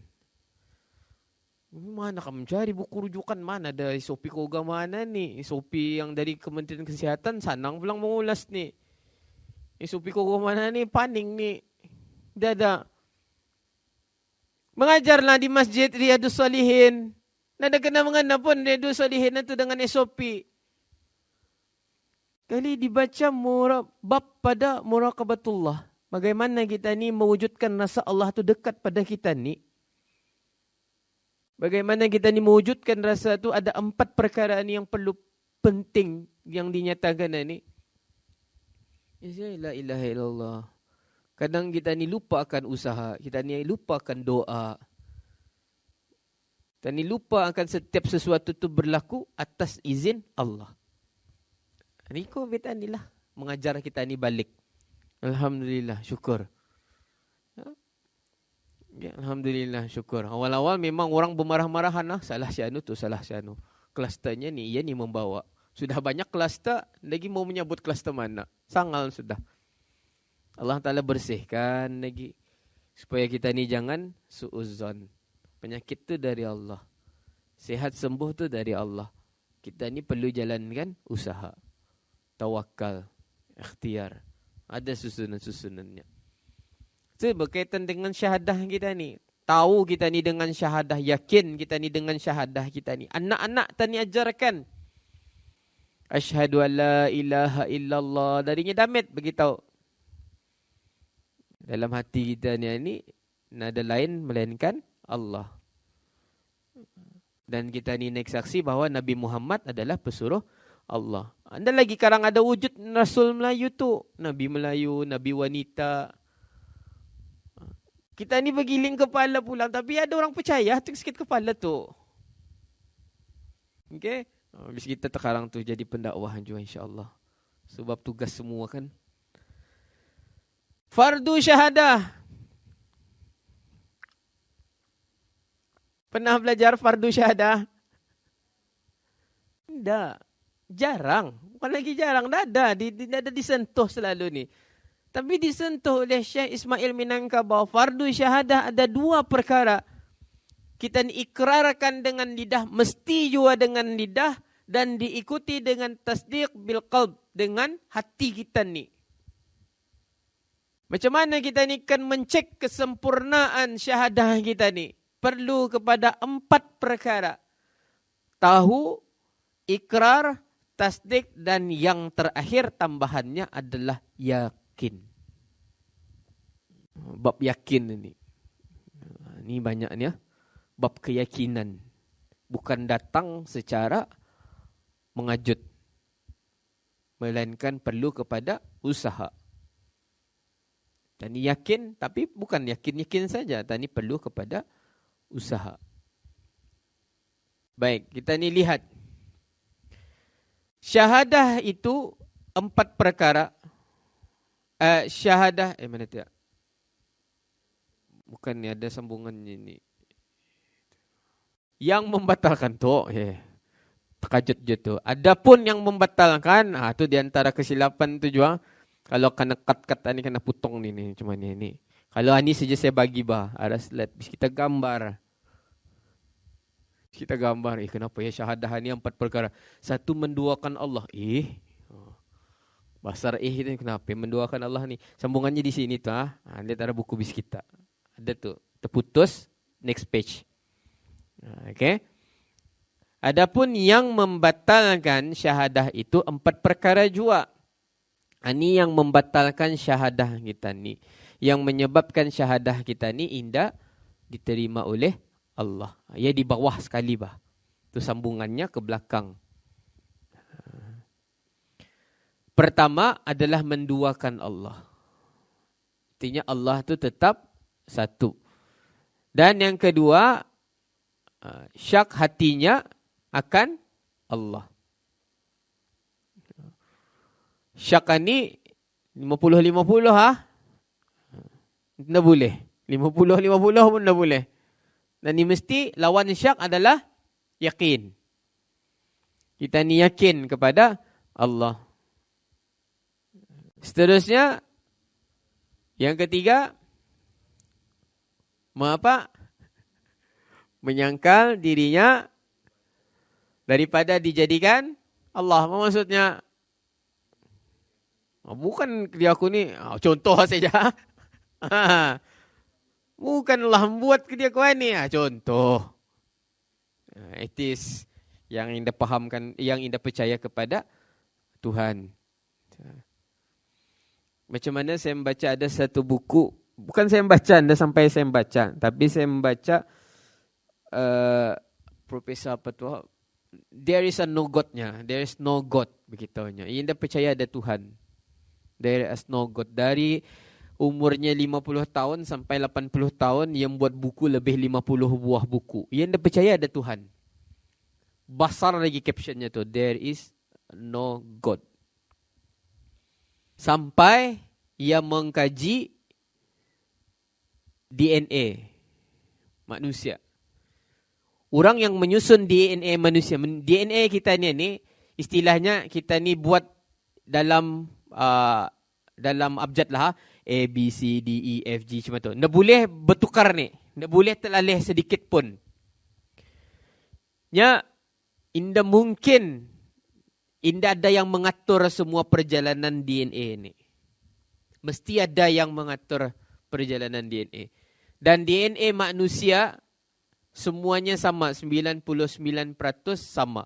Hanya 1% yang berbeza. Itulah yang membezakan warna kulit kita ni, warna mata kita ni. Dan menjadi bukti bahawa manusia itu adalah daripada keturunan yang sama. Iaitu Nabi Adam alaihissalam. Kan kita ni jawab pakai Quran dan orang percaya tu. Diceknya. Dan mesti ada yang mengaturkan. So, there is something a supernatural dipanggilnya. Akan ada satu kuasa yang melangkaui kuasa manusia yang menciptakan DNA ini. Not itu akhirnya, there is no God itu, no itu di-cancelnya, there is a God. Baru ia percaya. Tapi belum pulang Islam tu. Ia percaya ada Tuhan saja. Yang Islam, profesor, dan dari Thailand tu. Itu ia mengkaji kulit. Ia mengkaji kulit. Dalam Al-Quran menjelaskan apabila manusia disiksa di neraka, kulit-kulit ini angus, lepas itu akan tumbuh kulit-kulit yang baru. Kenapa perlu tumbuh kulit baru? Sebab kalau kulit kita ini sudah angus, tekanan api itu macam dia lagi terasa. Ini bacanya bermakna ada bukti daripada Al-Quran, maka pada ketika itu barulah ia percaya. Pasal tu bumi bulat kah, bujur, sfera kah? Itu tanya pakarnya. Macam mana keadaan bumi kita ni? Bulat kah? Bujur kah? Kadang orang mendatangkan fakta ni macam Allah. Itu yang jadi mahal. Allah macam benar aja. Betul lagi yang ada WhatsApp. Na-share. Now keluar arah media lagi. Berita. Borneo kali. TikTok. Pun bahaya. Bagus bilang TikTok kan Tapi informationnya tu, reach of information itu kadang-kadang kita ni tidak tahu siapa yang mengulasnya. Lain lagi banyak ustaznya tu. Ustaz TikTok. Orang tani, jadi ada tu. Penghuraian yang panjang. Orang kita ni suka mendengar yang pendek mah. YouTube mah. Bis kita, nah, cuba bis kita buka YouTube. Bis kita buka kata yang sejam, 2 jam itu. Ni bisa ni yang 5 minit ni. Ni bisa ni yang 6 minit ni. Biasanya cuma tu kan. Ada nggak tu yang information tu salah sampai. Okay. Artinya, tani menyangkal diri kita ni itu dijadikan daripada oleh Allah pun akan membatalkan syahadah kita ni. Na'udzubillah min zalik. Dan yang keempat, tiada diisbatkan zat Allah. Berhenti sana, jangan disambung lagi. Diisbatkan dengan zat Allah. Demikian inilah yang membatalkan syahadah. Okay? Sebab itu yang macam bis kita melihat yang cerita Piramli itu, dengan inilah padamu si mambang. Diulangnya balik mah. Ni jangan perkataan ni jangan lama lah ni. Bahasa-bahasa lama. Dan barulah lafaz syahadah tu dinyatakan. Cuba baca sama-sama kita ni bersyahadah lagi insya-Allah. Asyhadu an la ilaha illallah wa anna Muhammadar Rasulullah. Artinya apa tu? Baca. Ikutkan anunya itulah. Ikutkan yang ayat ni baru macam orang lama. Jangan pakai bahasa. Artinya naik syaksi. Itu ya. Okey. Aku dengan i'tikad yang yakin bahawasanya melainkan Allah. Dan naik apa tu? Bukan kudung Naik saksi ku dengan i'tikad yang yakin bahwasanya Nabi Muhammad itu sebenar-benarnya pesuruh Allah. Demikianlah yang dinamai syahadat. Diulang balik. Ujungnya anita syahadat. Inilah ejaan ija baik atau ba alif hamzah ya kaf. Pandarnya kalau ikutkan sistem kaedah penulisan huruf Jawi, untuk sistem ejaan Jawi Dewan Bahasa menggunakan qaf. Sebab glotis pada huruf K bagi bahasa Melayu dilambangkan dengan huruf qaf. Bahasa Melayu. Kaf untuk bahasa Inggris. Objektif, aktif. Student pun ada juga yang kadang-kadang macam itu Ustaz, yang kami baca baik kok. Saya ni bahasa Melayu bukan Quran. Dah ada bertajwid bahasa Melayu ni. Mun bertajwid payah kita ni. Sekarang kita ni balik kok. Dada yang bertajwid adalah Al-Quran sahaja. Okey? Baik. Kita ni sambung lagi. Mana tiak? Nah kan hilang tiak. Faedah. Apa arti faedah? Apa arti faedah? Manfaat. Ini yang kan kita ni dapat. Faedah ini suatu faedah pada menyatakan kelebihan syahadah. Lagi sekali, apa yang kita ni belajar tentang kelebihan syahadah? Tidak ada, jarang bah. Sudah saya, rukun Islam yang pertama mengucap kalimah syahadat itu saja yang tadi belajar. Rupa-rupanya ada syaratnya, ada rukunnya, ada kelebihannya. Kelebihan syahadah itu ialah la ilaha illallah Muhammadur Rasulullah. Syahadat ini adalah kita ni sebut la ilaha illallah Muhammadur Rasulullah. Okey, dalam la ilaha illallah ini berapa kali kita ni membahas tentang kalimah la ilaha illallah ini secara terperinci. Kalimah yang pentingnya syarat, bukan lagi syarat ni, apabila akhir hayat kita ni menyebut la ilaha illallah dakhalal jannah. Kunci sudah kena bagi ni. Artinya akan confirm masuk syurga apa saja tak? Bolah atas dulu. Kenapa kita bolah ni? Aku apa sudah? Kan mati sekarang la ilaha illallah Muhammad Rasulullah. Satu sangkutan. La ilaha illallah tu bukan hanya disebut, melainkan ikut pada perbuatan kita ni. Bukan sanang kan sakratul maut itu Bukan belum pulang saya pernah. Berdasarkan membaca memang dah sanang. Okey? Kita ni lihat. La ilaha illallah Muhammadur Rasulullah, segala hurufnya 24 huruf. Pernah mengira? Kira tiak, lurus ke indah. La ilaha illallah tu 24 huruf. Sekalian itu hurufnya huruf apa?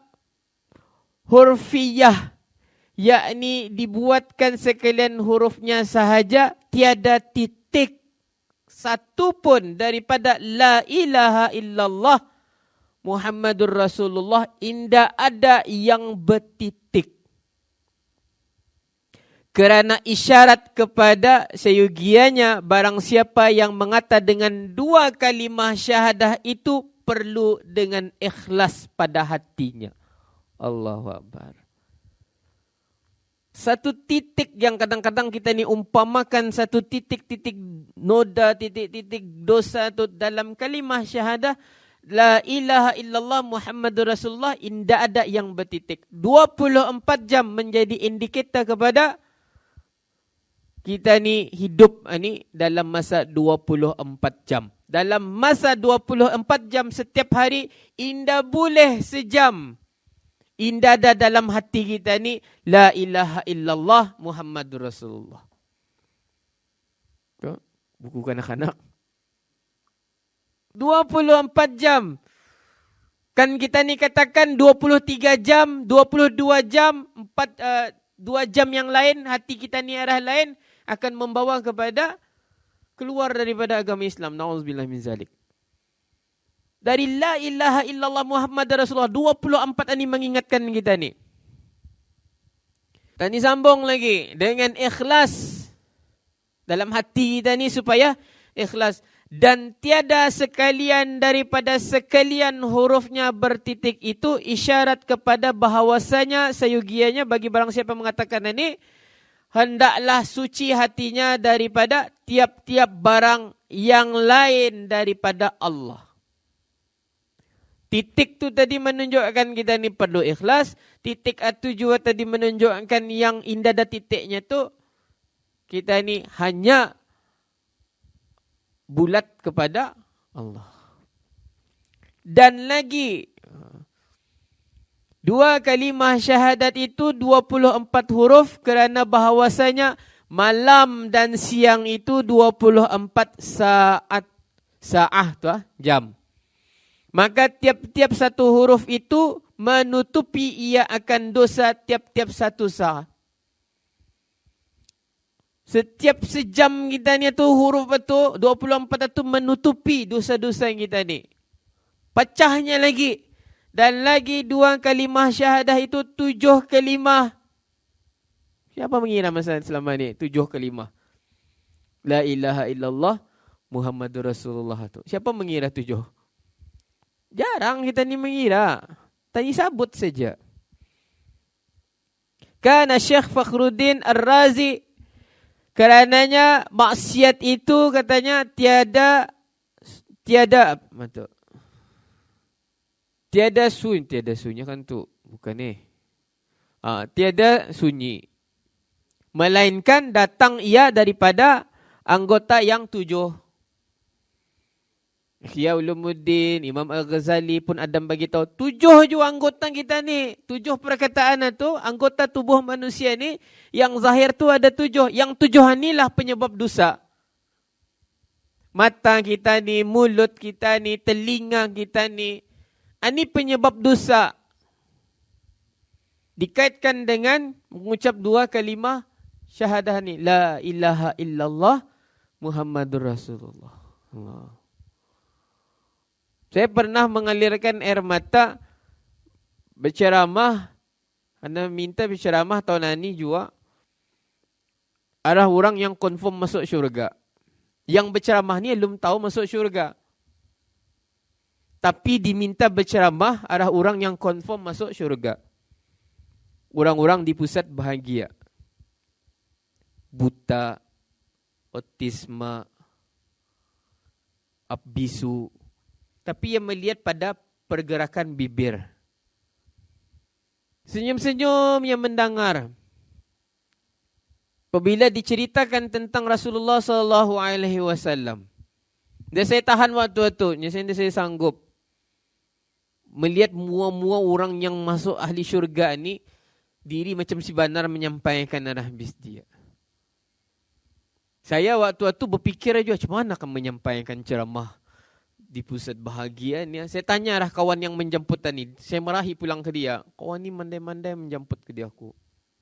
Apa kan kau sampaikan ni? Kau sampaikan sejanya yang simple-simple. Senanglah kau bercakap yang simple-simple. Student-student kamu ni, ada yang tunya, yang ada yang babau, ada yang la ilaha illallah. Nak pandai bahasa isyarat ni kau.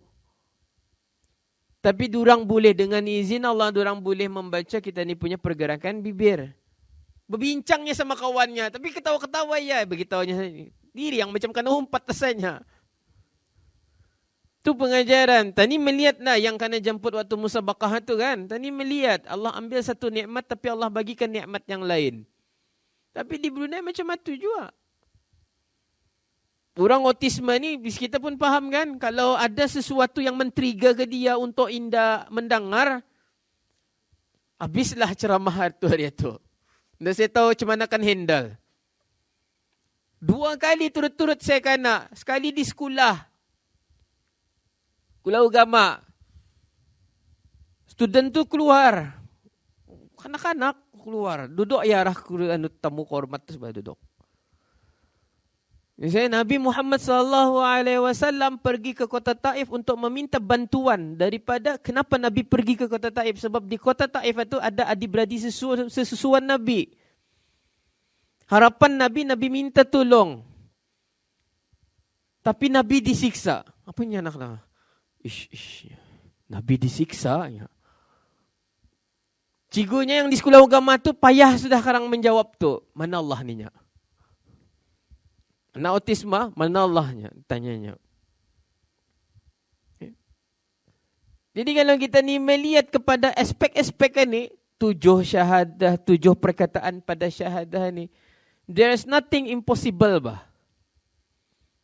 Yang boleh kita ni katakan yang kita ni tu masih lagi kekurangan ilmu.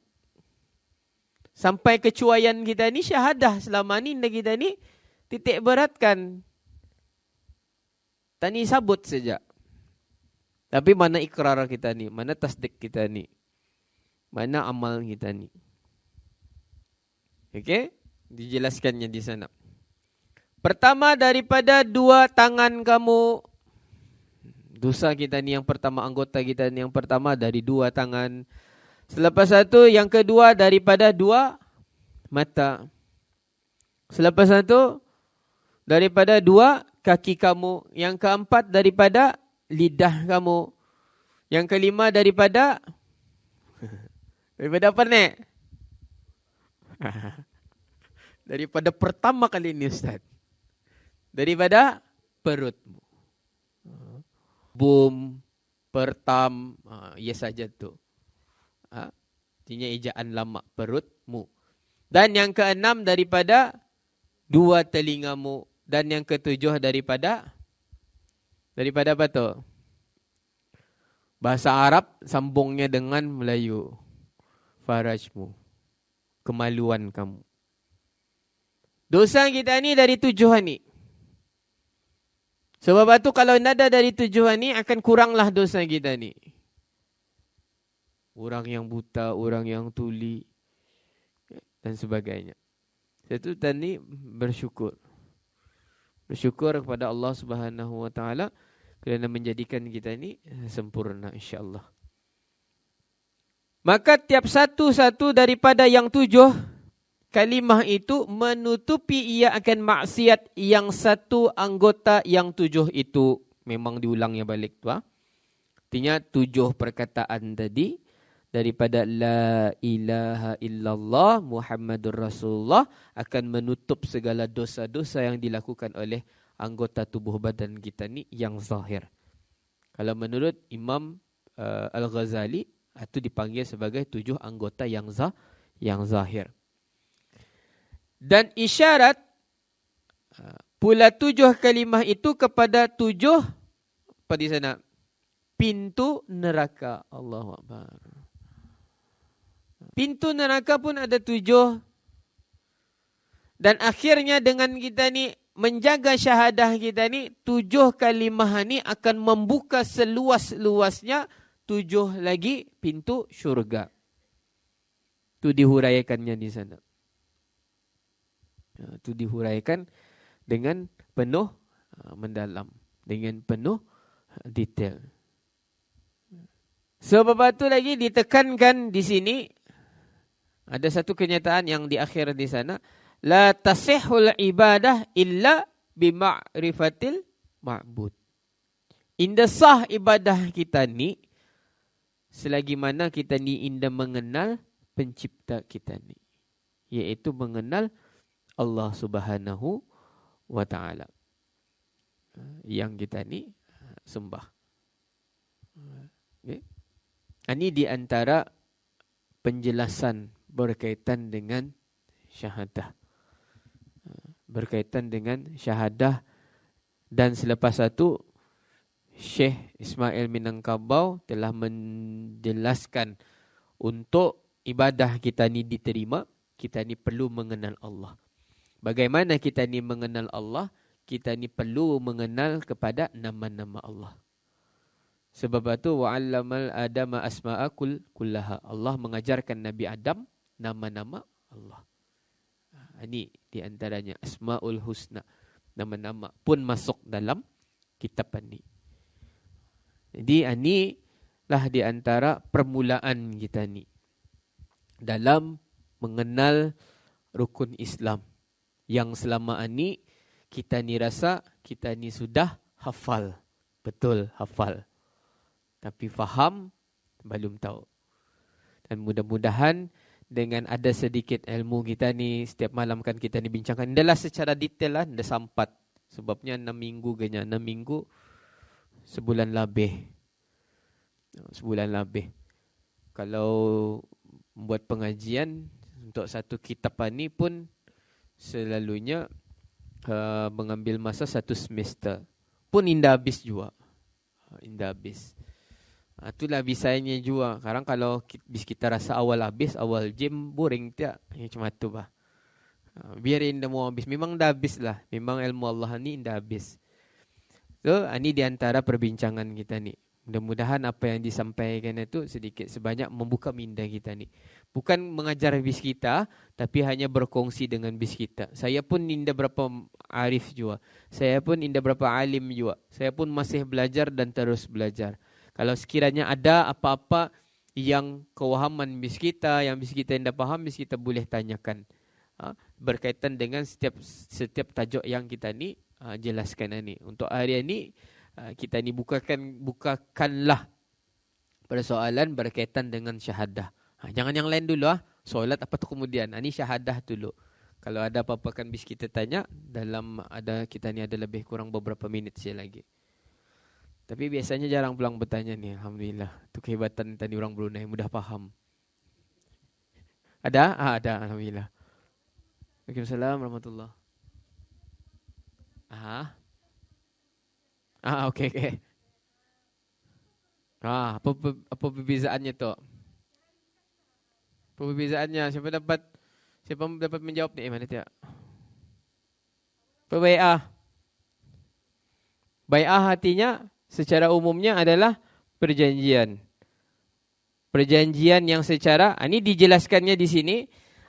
Hasil kajian tarikat Naqsyabandiyah Khalidiyah mempunyai amalan-amalan yang ditetapkan.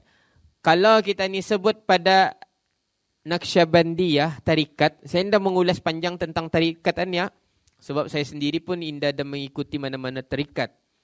Okey, tarikat-tarikat ini ia punya jalan-jalannya yang tersendiri yang dibuat berdasarkan daripada contohnya paling senang macam kronologinya, kalau bis kita kan masuk our gang contohlah. Tudung kita ni mesti sama. Contoh. Baju bis kita mesti bajunya yang macam mana. Mesti sekayu macam mana. Itu diantaranya. Okay. Kalau talqin ni selalunya yang kita ni yang dibaca bacaan yang wirid-wirid segala yang tertentu atau tawajuh ni yang jadi isu ni. Bukan bilang isu apa. Ia bagaimana kita ni merupakan sesuatu itu. Satu saya tidak mau mengulas lebih lanjut di dalam inilah. Zikir-zikir itu memang yes. Itu memang di antara kelebihan yang ada pada tarikat-tarikat yang tertentu. Apabila kita ni baca zikir-zikir itu yang menghimpunkan banyak jenis zikir, Tujuannya adalah mendekatkan diri kita ni kepada Allah Subhanahu wa Ta'ala. Yang direka, yang dicipta dari pengasasnya itu sendiri untuk contohnya untuk ke dia dekat kepada Allah. Macam contohnya kalau barang yang sekarang ni yang paling simple, kalau main bulan dia juga akan bagi contoh habis kita main bulan ya. Formationnya orang ni tahu kita ni orang tu macam tu bah. Ya dipanggil sebagai Allahumma shalli ala sayyidina Muhammad. Yang jadi ia punya ciri. Kadang kita seharian bis kita ada amalan-amalan bis kita, kan? Bangun pagi, jadi aku mesti baca Fatihah. Mesti membaca 3 kul. Umpamanya, kalau bis kita ada pengikut, atau yang bis kita ajarkan tu. Sebab pengikut bis kita akan mau macam mana apa yang akan bis kita buat. Kenapa muka bis kita ni kencangan ya? Waktu ku bodoh, ku gusok macam mana cara menggusok. Contoh. Ya. Ia memang bukan dari Nabi. Tapi dari orang gurunya tu tadi. Yang pengamal tu. Sebab itu dijelaskan dalam penyelidikan ini. Apabila diselidikinya, indah ada yang bercanggah. Dan semuanya berpandukan daripada Al-Quran, hadis, dan mengikut pada beberapa pendapat ulama. Dan saya beranikan komen lebih sebab saya sendiri mendalami bidang ni. Bidang saya fake. Jadi bukan indah tahu, bolehlah dikatakan dia tahu, tapi bukan dalam niche saya, dalam bidang saya untuk menghuraikan lebih lanjut tentang akidah itu. Itu berkaitan dengan akidah tasawuf lah tu, sufiyah. Wallahu a'lam. Tapi itu secara umumnya bis kita minta ia punya maknanya saja kan untuk membezakan. Okey, sama ada lagi? Waalaikumsalam warahmatullahi wabarakatuh. Syekh bertanya ni, Allah. Saya jawab parut Mas mau apa ni dalam bukankah yang bertanya tu lebih tahu daripada yang ditanya, betul ah? Hanya baik jawaban malaikat Jibril lah kali. Tafadhal Syekh. Aha. Yang mana saya tak? Okey. Adapun rukun syahadah itu 4 perkara. Pertama, mengisbatkan dengan zat Allah. Kedua, mengisbatkan dengan sifat Allah. Yang ketiga, mengisbatkan dengan af'alullah. Ini indah dibawa. Bukan ditinggalkan tu, indang dia sengaja indah dibawa. Bukan sengaja indah dibawa juga. Sebab indah saya menjelaskan secara details. Ini baik ni. Tuan pernah waktu itu kita ni berkelahi sama masa maghribnya isyanya akhir kah? Sedang-sedangkan belajar itu selalu kadang-kadang ikut. Ini alhamdulillah. Ini senang ni. Sebabnya maghribnya awal benar. Bernafas lagi. 2 tahun sebelum COVID itu maghribnya akhir. Datang pun 7 lalu Sudah baru ramai yang datang azan isyad ya. Sebenarnya saya bawa, kalau kedengaran tadi saya bawa sembayang dulu tu. Ini nak kena suruh sembayang dulunya. Bukan okey. Ndak anulah. Itu pulang bis kita. Nanti kalau sekiranya bis kita mau nanti kita ni solat dulu, boleh solat dulu. Lepas solat sekarang kita ni berhenti anunya lah. Saya akan ngambil lebih masa insya-Allah. Sekarang kena jaling sekarang malam minggunya. Pukul 9 lalu habisnya. Tak. Kalau pukul 9 habisnya pukul 9 insya-Allah. Ada lagi pertanyaan? Okey. Ada. Betul. Kanak-kanak baru berumur 50 pun ya. Kanak-kanak yang masih kanak-kanak bilang juga. Keanak-anakan. Betul. Terus. Terus. Kami nyampit belajar betul. Betul. Terus. Kita ni kan bukan memutus cakap kita, ni ia punya perjalanannya, ya maksudnya. Sebab Kupu SB pun diberi apa itu dipanggil tu? Satu mandat juga, tapi kira diberi amanah untuk melihat semula sukatan di sekolah-sekolah agama. Saya kena bagi berkaitan dengan Jawi hari itu. Dari Dejah Pra sampai Dejah 6. Bukan kita ni kan menyalahkan ya. Bukan kita ni kan menyalahkan sistem yang lama. Sekarang ada yang menjawab tu. Banyak yang pandai. Dari sekolah agama aja contoh. Orang tanya ni dia dapat ditagur ni. Okay? Tapi satunya yang kita ni inginkan adalah untuk kebaikan. Yang saya lihat, saya selalu ambil jalan pertengahan. Saya tidak memblame, saya tidak apa-apa. Saya macam orang kan merenovate rumah bah. Apabila ya sudah banyak renovate, bentuk rumah yang asal tu dah tani nampak lagi. Dari Matlab Badrain tukar kepada Zainul Talib, Zainul Insan. Tukar lagi, diambil, dipermudahkan lagi. Daripada yang sukar, mudah, akhirnya ada beberapa fakta yang terlepas pandang. Contoh. Yang kedua, yang jadi isunya juga adalah waktu itu seorang pensyarah ni, pensyarah luar, saya terdiam. Wallahi saya terdiam, menjadikan saya berfikir. Ya, apabila saya baca buku-buku ni, bukan bermakna buku di sekolah anda baik ah. Kenapa kita ni menekankan tentang solat ni sesuatu yang seolah-olahnya indah sembahyang masuk neraka. Atuganya kebanyakannya bah. Melainkan kita ni mengajarkan kanak-kanak, lai rugi ni kalau kau dah sembahyang. Kau akan dapat ani, kau akan dapat ani, kau akan dapat ani. Kalau kita ni tanya anak-anak yang di Brunei, kenapa anda sembahyang? Sekarang masuk neraka. Kita ni indah membuat pendekatan yang membawakan anak itu, kalau kena sembahyang rugi ni. Itu yang dipertanyakannya arah kami. Kami pun memang terdiamlah pensyarah itu bertanya. Pensyarah luar. Ininya bab tasawuf kita ni, adakah ia masih sesuai pada peringkat? Satu, ada beberapa subjek-subjek itu mungkin sedikit bukan jenda sesuai ya, tapi mungkin kurang sesuai. Tani mau prioritikan mana yang utama tu atau yang diutamakan. Dan bukan saja pendidikan agama kita ni. Pendidikan yang lain pun macam itu juga. Apa yang kita ni ingin jadikan rakyat Brunei ini? Apa yang kita ni inginkan di sekolah? Apa beza sekolah rendah A ni dengan sekolah rendah B? Contohnya, apa bezanya di Brunei? Bezanya tempat tinggal saja kan? Yang buat beza lagi maktab sains, sekolah Arab, itu beza.